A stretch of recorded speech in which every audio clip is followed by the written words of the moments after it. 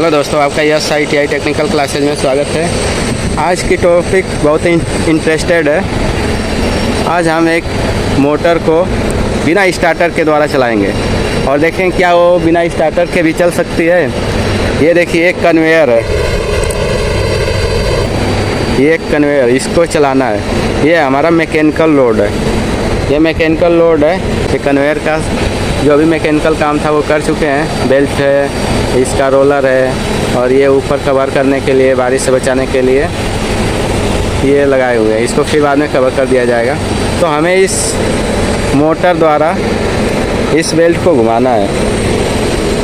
ये देखिए, ये बेल्ट हमारे इस रोलर पे लगी हुई है और रोलर की जो शाफ्ट है, मोटर के शाफ्ट में तो ये गियर बॉक्स लगी है। गियर बॉक्स के शाफ्ट से इस रोलर का, ये रोलर का शाफ्ट जो है कपलिंग द्वारा गियर बॉक्स से जुड़ी है और गियर बॉक्स हमारे मोटर से कनेक्टेड है। तो इलेक्ट्रिकल वर्क बचा है इस पर। तो हम इस मोटर को सप्लाई देंगे और चेक करेंगे कि ये मोटर बिना स्टार्टर के चल सकती है कि नहीं चल सकती है। सबसे पहले इसके बारे में जान लेते हैं। ये मोटर जो है, ये मोटर का नेम प्लेट है और इस पे लिखा हुआ है किलोवाट 1.5 किलोवाट की ये मोटर है और फ्रीक्वेंसी 60 है और एम्पियर ले रही है आपकी 4.85 एम्पियर है 4.85 से 2.80। ये स्टार कंडीशन में, जब स्टार में हम मोटर को कनेक्ट करेंगे तो वो 4.8 एम्पियर लेगी और जब डेल्टा में कनेक्ट करेंगे तो 2.8 एम्पियर तक लेगी। ये उसका है, ये इसका सिंबल है। ये स्टार में, ये स्टार कनेक्शन का सिंबल है और इधर ये डेल्टा का सिंबल है। तो एक बार हम इस मोटर को स्टार में भी चलाएंगे और डेल्टा में चलाएंगे, देखेंगे दोनों में क्या अंतर है, किस में करंट ज़्यादा ले रही है और किस में कम ले रही है। ये मोटर का टर्मिनल बॉक्स है, इसके बारे में चलिए देखते हैं। दोस्तों, इस टर्मिनल बॉक्स पे आपको एक टर्मिनल दिखाई दे रहा है, 3 ऊपर, 3 बीच में और नीचे 2।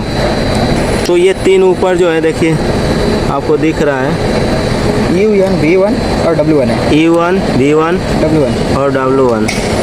U2 V2 और W2 को शॉर्ट करा के स्टार कनेक्शन बनाया गया है। यहाँ पे U2 V2 और W2 आपस में शॉर्ट कर दिया गया। तो जब हम 6 टर्मिनल में से 3 को शॉर्ट कर देते हैं और 3 पे सप्लाई देते हैं तो वो स्टार कनेक्शन हो जाता है। इसके अलावा भी ये 2 टर्मिनेशन दिया गया है, TP1 TP2 और TP2। ये थर्मिस्टर लगा हुआ है इसके अंदर। इसका मतलब ये है कि जब ये मोटर गर्म होगी तो ये थर्मिस्टर सेंस करके टेम्परेचर को, पूरी कंट्रोलिंग को बंद कर देगा। तो इसका यूज़, थर्मिस्टर का जो ये लीड निकली है, इसका यूज़ हम कंट्रोलिंग में करेंगे। इसको भी बताऊंगा इसका डायग्राम कैसे बनेगा। तो अभी हमें चेक करना है कि ये मोटर को घुमाना है और इस पूरी कन्वेयर का अलाइनमेंट करना है कि अलाइनमेंट सही हुआ है। अलाइनमेंट अगर सही होगा तो मोटर करंट कम लेती है, सही लेती है। और अगर अलाइनमेंट सही नहीं होगा इस कन्वेयर का तो मोटर करंट भी ज़्यादा लेगी और गर्म भी होगी। तो अलाइनमेंट चेक करने के लिए हम अभी टेम्परेरी इसका कनेक्शन करेंगे और ये भी देखेंगे कि क्या ये बिना स्टार्टर का चल सकती है कि नहीं चल सकती है। तो सबसे पहले इसको हम स्टार में चलाएंगे। स्टार में चलाने के लिए ही हम जो केबल लाए हैं, इसका ये 3 वायर E1 V1 और W1 में कनेक्ट कर देंगे। ये 1.5 किलोवाट की मोटर है। तो 1.5 यानी जितनी कम किलोवाट की मोटर होती है ज़्यादातर उसको हम स्टार में चलाते हैं, इसलिए ये पहले से ही स्टार कनेक्टेड होकर आई है मोटर। तो इसको कनेक्ट करिए।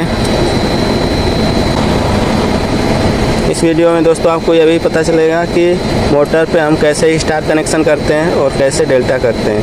तो सबसे पहले हम लोग स्टार में कर रहे हैं। स्टार में करने के लिए E1 V1 W1 पे ये 3 वायर कनेक्ट कर दिए और U2 V2 और W2 को आपस में लिंक द्वारा शॉर्ट कर दिया गया है। तो ये स्टार हो गया। अब इसको टाइट कर देते हैं। ये लूज नहीं रखते हैं, अगर लूज रखेंगे तो इसमें स्पार्किंग होगी और टर्मिनल गर्म हो जाएगा। और मोटर पे जो भी स्टार्टर या एमपीसीबी या एमसीबी से सप्लाई दे रहे होंगे वो ट्रिप कर जाएगी। ठीक है सर। हाँ दोस्तों, मोटर चलाने से पहले हम सप्लाई चेक कर लेते हैं कि हमारी सप्लाई सही आ रही है ना। तो सप्लाई चेक करने के लिए हम दो फेज के बीच सप्लाई चेक करेंगे। तो दो फेज के बीच सप्लाई 440 वोल्टेज या 400 वोल्टेज नियर अबाउट आनी चाहिए। तो देखिए दो फेजों के बीच चेक कर रहे हैं, तो यहाँ पे 400 नहीं आ रही है, 180 आ रही है। इसका मतलब कि एक फेज कहीं से मिसिंग है, इसमें भी नहीं आ रही है और इसमें आ रही है 400 वोल्ट। यानी ये रेड और ब्लैक में जो सप्लाई आ रही है ये दोनों सही है, और ये ग्रीन में जो सप्लाई आ रही है वो सही नहीं है। तो इनपुट में दो फेज तो आ रहा है लेकिन एक फेज नहीं आ रहा है। ठीक है, तो इस पे हम मोटर नहीं चलाएंगे। दो फेज आ रही है, एक नहीं आ रही है, तो इस पे मोटर को हम चालू नहीं करेंगे। लेकिन दोस्तों एक क्वेश्चन यहाँ पे ये भी है कि क्या हम दो फेज सप्लाई देकर 3 फेज मोटर को चालू कर सकते हैं? तो ये आपका डाउट भी क्लियर हो जाएगा। चलिए इसी सप्लाई पे मैं आपको मोटर चालू करके दिखाता हूँ क्या मोटर चलती है कि नहीं चलती है अगर दो फेज देते हैं। तो वहाँ से ऑन करेंगे, ये देखिए मोटर नहीं चल रही है, सिर्फ आवाज़ आ रही है। यानी हम दो फेज सप्लाई देकर किसी 3 फेज मोटर को स्टार्ट नहीं कर सकते हैं। अगर ऐसा ज़्यादा देर तक करेंगे तो वो मोटर जल जाएगी। तो सबसे पहले हम इस सप्लाई जो आ रही है इसको सही करेंगे और उसके बाद ही इसको चालू करेंगे। हाँ दोस्तों, पीछे से सप्लाई हम लोग सही कर लिए हैं और फिर चेक करेंगे कि दो फेज में 440 वोल्ट आ रहा है कि नहीं। तो बारी बारी से चेक करते हैं। ये देखिए 300 400 आ रही है सप्लाई दो में, यहाँ भी क्लियर दिखाइए हमें। यहाँ भी 400 आ रही है और इसमें भी 400 आ रही है। हाँ दोस्तों, पीछे से सप्लाई हम लोग सही कर लिए। अभी इसको चेक करेंगे कि क्या जो पहले प्रॉब्लम हो रही थी वो सही हो गई है। तो देखिए ग्रीन और ब्लैक लीड लगाए हैं, यहाँ पे 404 वोल्ट दिखा रहा है, जो पहले नहीं दिखा रहा था, 180 वोल्ट आ रहा था। अब ग्रीन और रेड के साथ चेक करेंगे, यहाँ भी 400 दिखा रहा है और रेड और ब्लैक के साथ भी 400 दिखा रहा है। यानी अब तीनों फेज सप्लाई हमें आ रही है यहाँ पे। ये एमपीसीबी है, इसको हम मैनुअली ऑपरेट कर सकते हैं। ये देखिए, ये अगर नीचे दबी हुई है तो ये ऑफ की कंडीशन में है, और जब इसको हम पुश करेंगे तो ये ऊपर आ जाएगी और ये नीचे चली जाएगी एमपीसीबी, तो वो ऑन हो जाएगी। ऑन की कंडीशन में यहाँ से सप्लाई इसमें आएगी। ये भी चेक कर लीजिए एक बार, एमपीसीबी को चेक करके दिखाइए। इसमें हम इनपुट किधर भी दे सकते हैं। इस टाइम इस साइड दिए हैं और आउटपुट इधर से हम कनेक्ट किए हैं। ये आउटपुट मोटर पे चली गई है वायर, ये मोटर पे आ रही है, यहाँ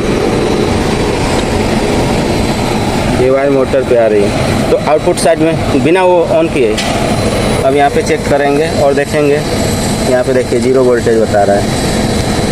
दूसरे में लगाइए, यहाँ भी 0 आ रहा है तीसरे में। ठीक है, तो इससे कंफर्म है। और पहले वाले में चेक करके दिखाइए। यहाँ पे देखिए इसमें वोल्टेज आ रहा है 406 वोल्ट आ रहा है और इसमें 400। यानी अब आपको समझ में आएगा कि जिधर हम सप्लाई जोड़ेंगे वो इनपुट हो जाएगा और मोटर का वायर जिधर कनेक्ट करेंगे वो एमपीसीबी का आउटपुट हो जाएगा। और इस कंडीशन में एमपीसीबी हमारी ऑफ की पोजीशन पे देखिए रेड में ऑफ दिख रहा है, और जब उसको पुश करेंगे ग्रीन वाले को तो ऑन की कंडीशन में आएगी, ऑन हो गई। और देखिए ऑन करते ही ये मोटर हमारी चलने लगी, जो पहले नहीं चल रही थी। ये देखिए चलने लगी, यानी 3 फेज सप्लाई पे ये मोटर हमारी ऑन हो गई और वो चल रही है। देखिए मोटर हमारी चल रही है, जो बेल्ट को घुमा रही है। बेल्ट के आगे जो भी मटेरियल आएगा वो इधर धीरे धीरे आता रहेगा, बढ़ता रहेगा। ये बेल्ट हमारा मैकेनिकल लोड है और मोटर को जो सप्लाई दे रहे हैं वो इलेक्ट्रिकल लोड है।